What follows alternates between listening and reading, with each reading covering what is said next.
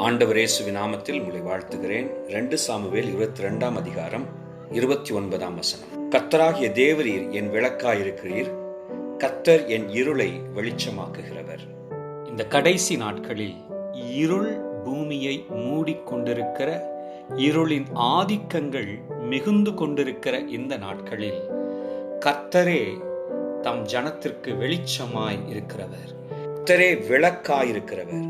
கர்த்தர் நம்முடைய இருளை வெளிச்சமாக்கி எங்கும் பிரகாசத்தை உண்டு பண்ணும் வெளிச்சத்தின் தேவனாயிருக்கிறார். ஆண்டவர் சொல்லும்போது நான் உலகத்திற்கு ஒளியாயிருக்கிறேன் என்று சொன்னவர் நம்மையும் இந்த நாளிலே வெளிச்சத்தின் பிள்ளைகளாய் வெளிச்சத்தின் பாதையில் நடத்த போதுமானவர்.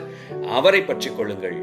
தமது முகத்தின் பிரகாசத்தினால் உங்களுடைய வாழ்வை பிரகாசிக்க பண்ணுவார். அவருடைய முகத்தின் ஒளி உங்கள் மேல் விழும்போது நீங்கள் வெளிச்சத்தில் நடந்து கொள்ள முடியும். Praise the Lord.